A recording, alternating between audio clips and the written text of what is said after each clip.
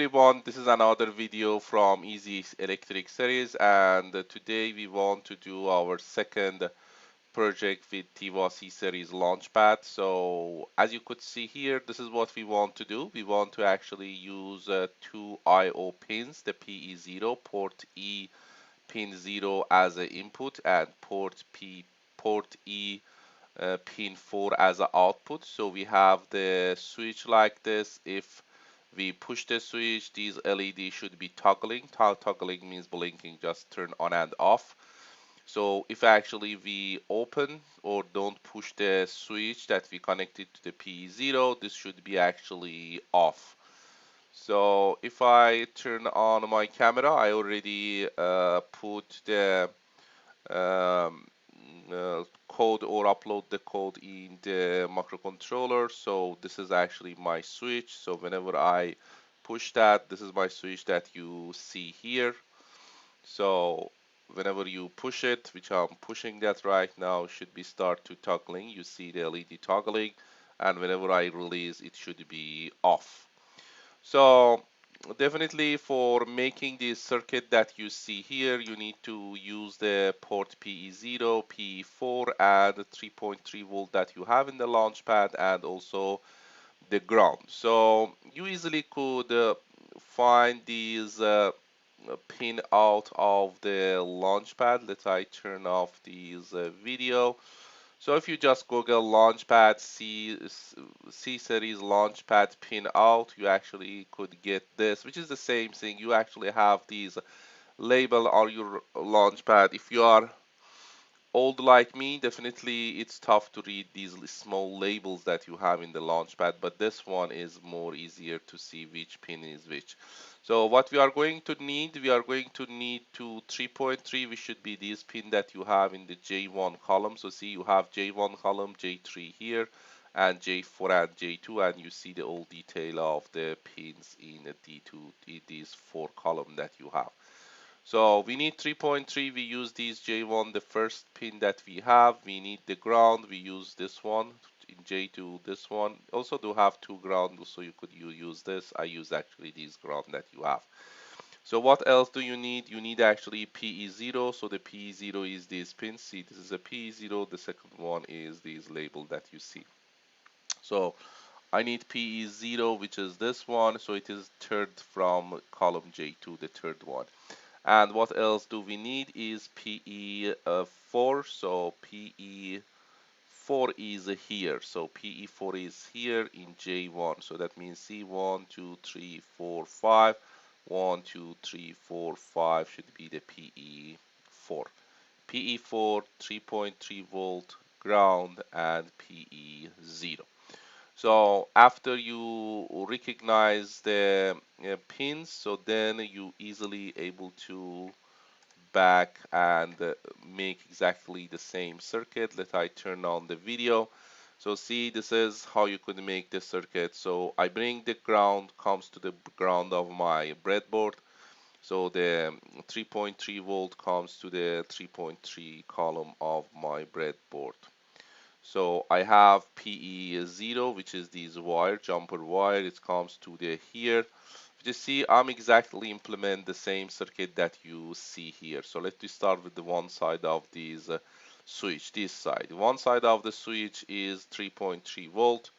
So see, I actually use this jumper wire, connect that to the 3.3 volts. So the other part, which is here, connected to the PE0, this goes to the PE0. At the same time, it's connected to the 10K, goes to the ground, which is, I already made it. Take a look to this side. So this is PE4. So this actually comes from the PE4, which is this pin that you see. You use the jumper file, bring it here.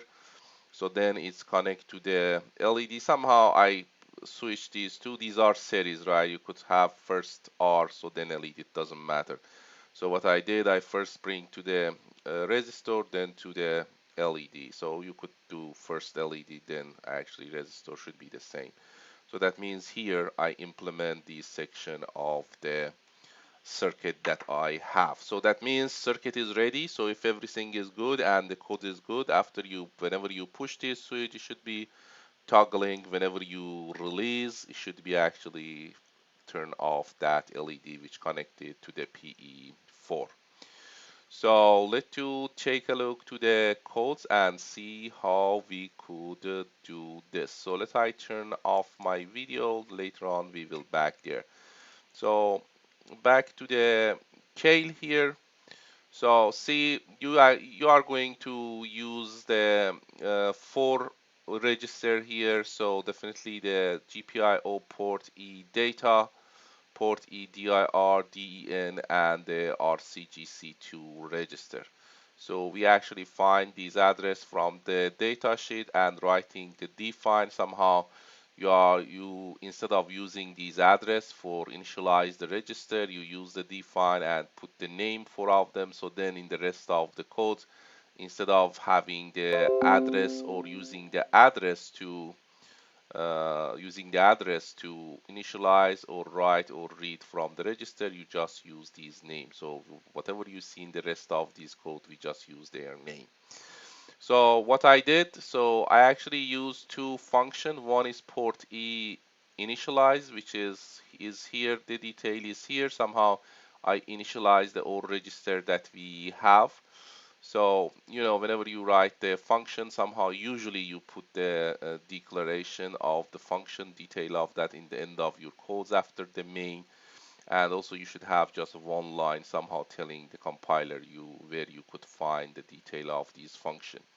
So the second function I use is delay. So you will see how we could use them later on. For now, we have just two functions. One function initialize the registers that we need. The next one make a delay for toggling the LED that we have.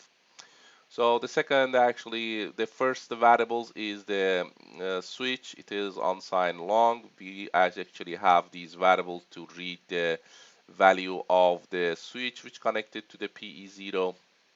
So then easily we are able to know what's the condition of the switch, push or not push. Based on that, we are actually going to toggle LED or turn that off. So take a look to the main. The first we call this function, the port E initialize it to see what's happened, what initialize that whenever you recall that.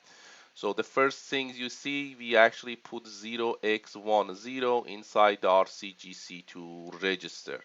So let's see why we did that. So if I back here and go to the PDF file, the datasheet that we have. So this datasheet, if you just Google TIVA C-Series TM4C123GH6PM microcontroller datasheet, you could actually have the access to this.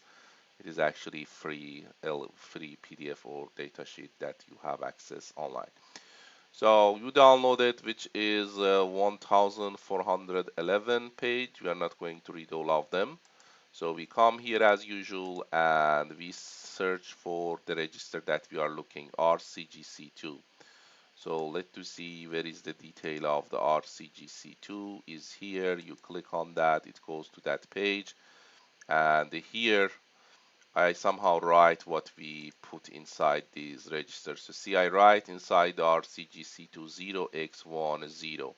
So now question is why 0x10 for this purpose? So as you could see, RCGC2 somehow active each port that you use. So if you use any port, you should active here. We should write 1 in the corresponding bits here. So if you put 1 here in bit 0, it's active port A. If here port B, C, D, E, and F. For our case, we use the port E, right? Why? Because here, so you use PE0 as input, PE4 as a output. So that's the reason you need to active port E because you are going to use that. So for active that, I'm going to put 0 in all of them. I'm not using port A, B, C, D. The only things I'm using is a port E. I put 1 because I use it. I'm not using F, I put 0, the rest should be 0. So what is this number? This is binary. What is this number in hexadecimal? So you just separate 4-bit, 40 is 0, and 104030. So that means technically this is 1000. So 130 again is 1. So that's the reason I put 0x10. So that means with writing these 0x10, somehow you active the port E, or in other words, active the clock for port E. So that's what we initialize the RCG with this value. So dir, we actually write the 0x10 inside the dir register. So question is why 0x10? So let's take a look to the dir register and see why we put that there. So I'm going to search for GPIO, dir, this is what we use, so it is here. So back here, what we write is 0x10 in the dir.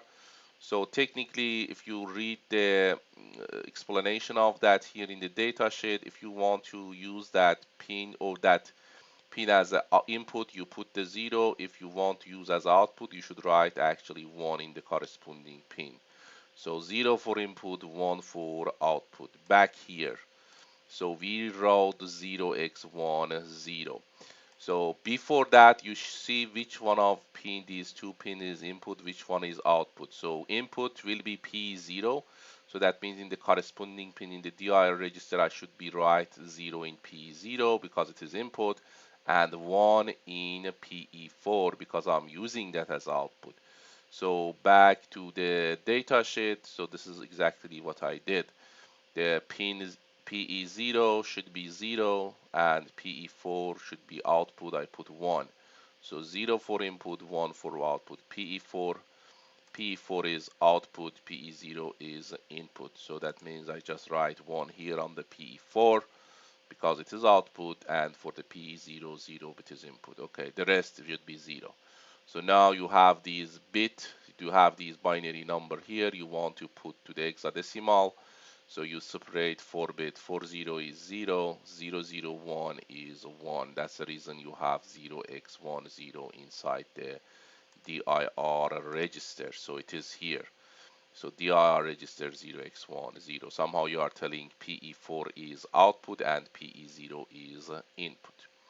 So den, so again, back to the data sheet and take a look to the den. So again, just be careful because if you just search for that name, you find tons of that name because it used a lot in the whole these 1,400 pages. It is better to pull this up to the first page, and then that's more easier to find what you want.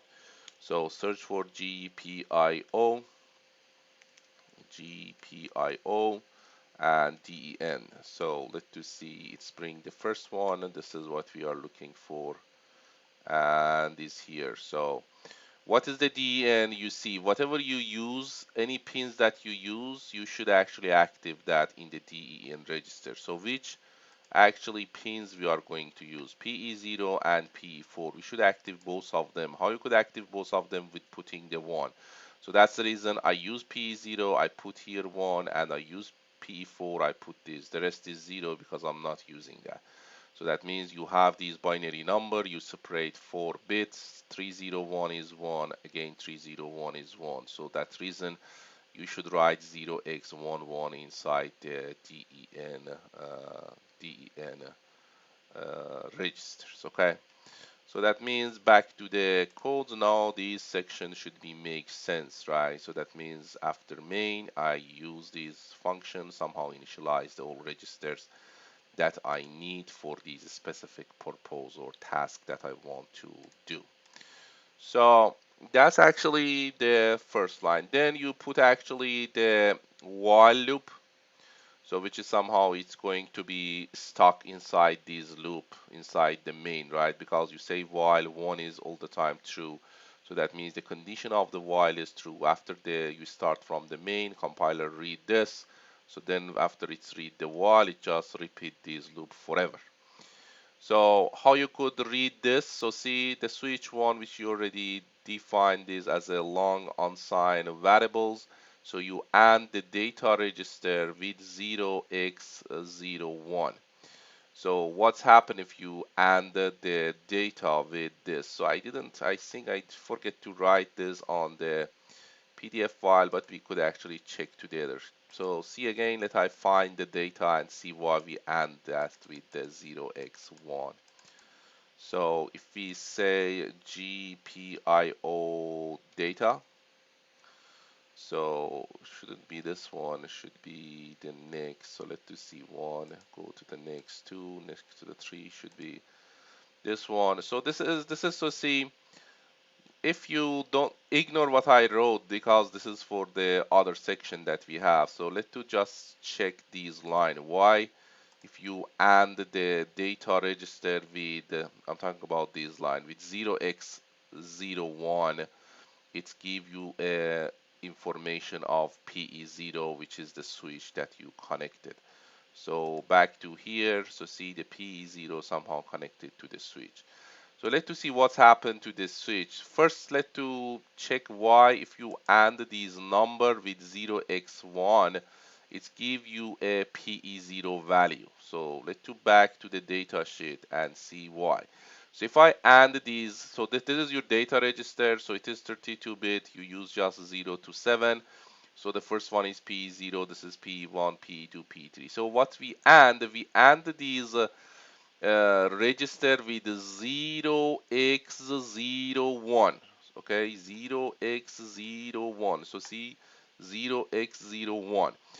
Let I turn this 0x01, which is the hexadecimal, to binary. So what is the 1 in binary? So definitely should be 130. So that means here you have 1, here you have 0, 0, 0, and the rest should be 0.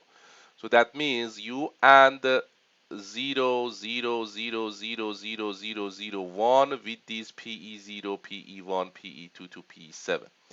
So what is the AND of 1 and PE0? So definitely is PE0. What is the AND of the 0 with PE1 is 0. What is the AND of the 0 to PE2 is 0. So that means if you AND the data register of the E port with 0x10, what it gives to you is the value of the PE0. And because you connect the PE0 to the switch, so that means what you have in this line, which you AND the data register with 0x01, is give you a PE0. So that means if it's 1, PE01 should be 1, if 0 should be 0. So this right side of this equation is PE0. So you save the value of that inside the switch. So that means this switch value somehow read the PE0. So that means based off this scenario, you tell me when it is 0, when it is 1. So whenever the switch is open, so these you don't have any 3-point volt here on PE0, so this is connected from 10K to the ground. So that means S1 is open, PE0 will be 0. So what the code should do, so that means the switch is open, it should be off. So PE4 should be off, right? So if you are telling me why, so this is what you want. Whenever you don't push it, it should be off. Whenever you push it, it should be toggling, right? So that means whenever you didn't push the switch, the PE4 should be off, which is LED is off. So whenever S1 is closed, so that means you push the switch, so the PE0 is 1. So if this is 1, what should be happen? PE4 should be toggling or blinking. So that means if you back here, so in this line, you have the value of the PE0. Definitely now you need a if else statement, which somehow check that. If this switch is 0x1, 0x01, so that means is 1.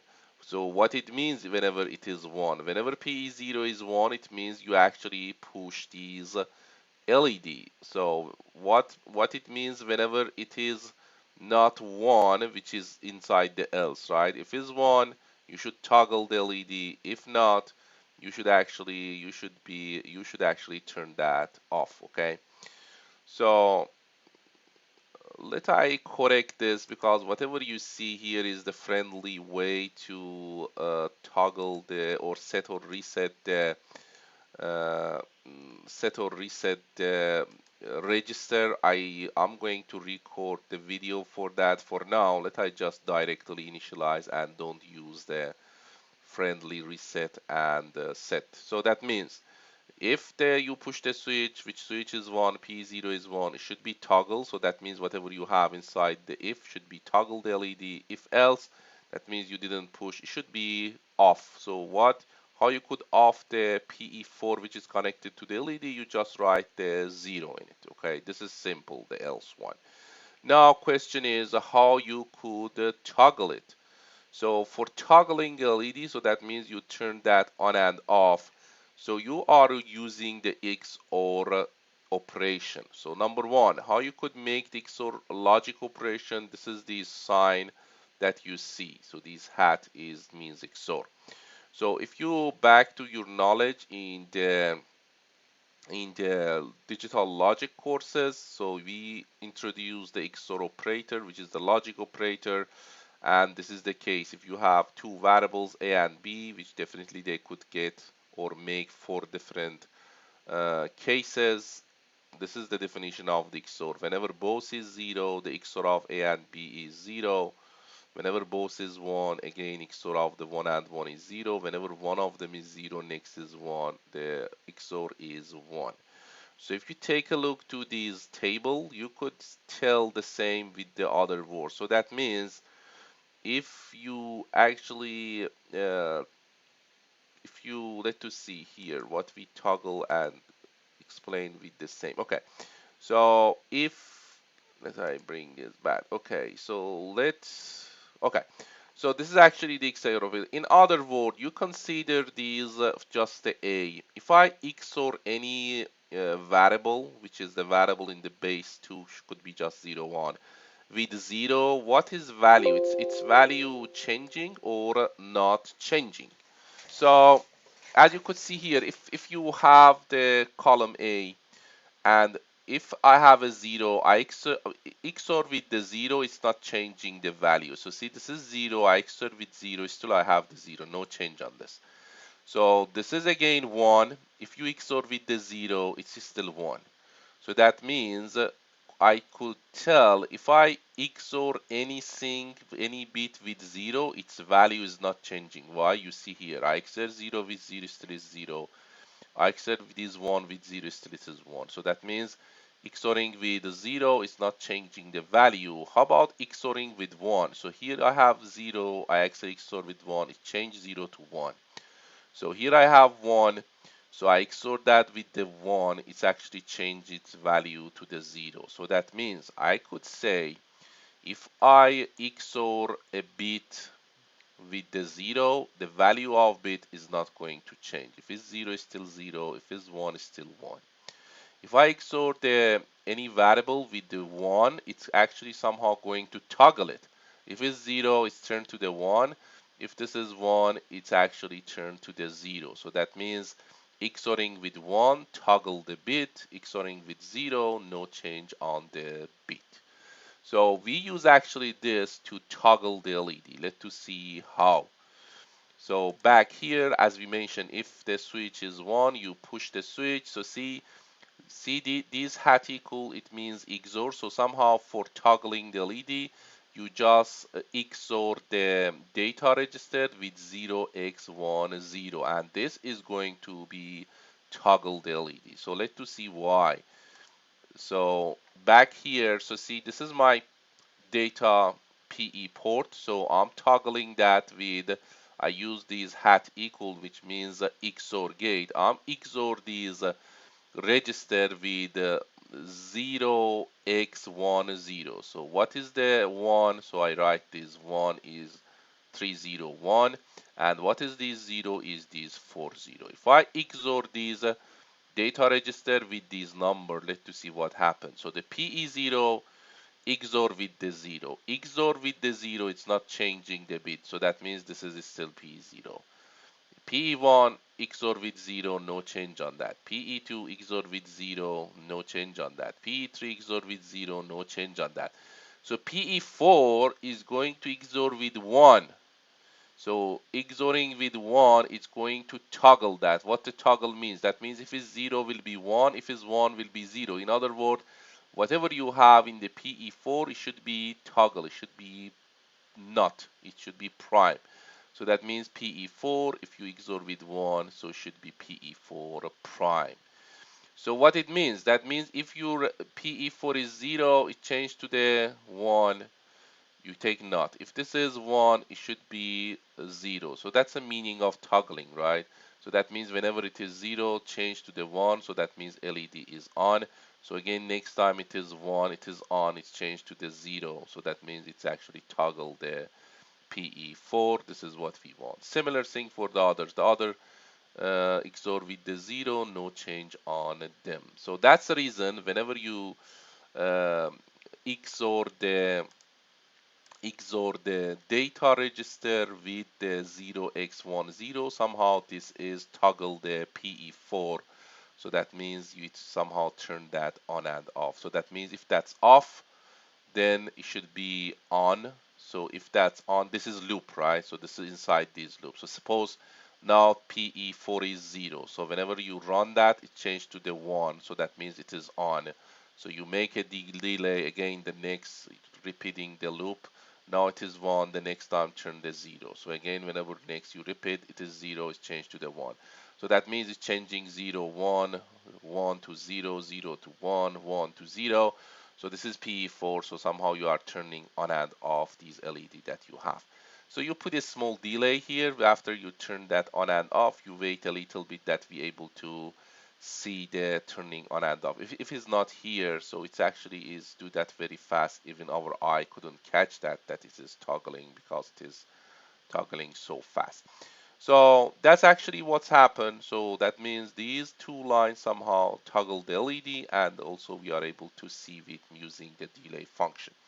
So the only things left here is how make a delay. So for making the delay, you see the delay actually function here. These making the delay is not the somehow effective way to make a delay, because somehow you are wasting your CPU, right? So see, I initialize the counter, then say while counter is not smaller than this number, you just increase that one. Though somehow your CPU comes here, start to count from the 0 to number, so that means somehow you waste, you hold your CPU, do some stupid things, which is counting from this number to this number.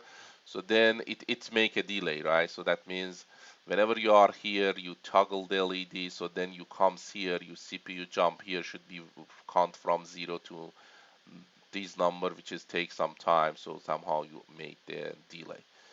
So it is not the effective way, but for this level, for the beginner is actually the right way to do that. So later on, you will learn about the PLL, which somehow help you to adjust the frequency of the CPU. You learn about the system timer. This is the accurate way to make the delay and have the track of the time. So definitely use the PLL, and the system timer is the right way to make delay. But in this level, so let's do that, we should be fine. So that's actually how you make a delay. You just, your CPU come here, toggle it, then back to here. It's just start to count from the 0 digits number. Somehow you make the delay, then actually back to the rest of the code that you had here. So let to run the code. So comes to here, make sure these you are using this ARM compiler version 5, because if you do version 6, it's not actually compatible with what we have here. So you give some strange behavior of that. Make sure you have these on the ARM compiler version 5. If you says missing file, if you click on this and see it says missing the compiler version 5, you need to download that. So specifically, whenever you download the new version of the K, usually it's missing the 5, and you should download the ARM compiler version 5 separately. So I recorded the video. If you don't know how you could do that, watch the video which I explain how you could download the compiler version 5 for the new version of the Kale. So the link is on the top of the screen. Just click on that and you will see how you could download it. So you put on the 5. So everything looks fine. We go here, we built it. So zero error, zero warning. So then we load it. So after you load, so it should be ready to test. So you come here as usual, you just push this reset button, it should be ready to go. So then you actually push this button and it is works as it's supposed to work. So whenever you release it's off, whenever you push it, it's actually toggling. So I hope you find this video useful. Thank you for watching this video.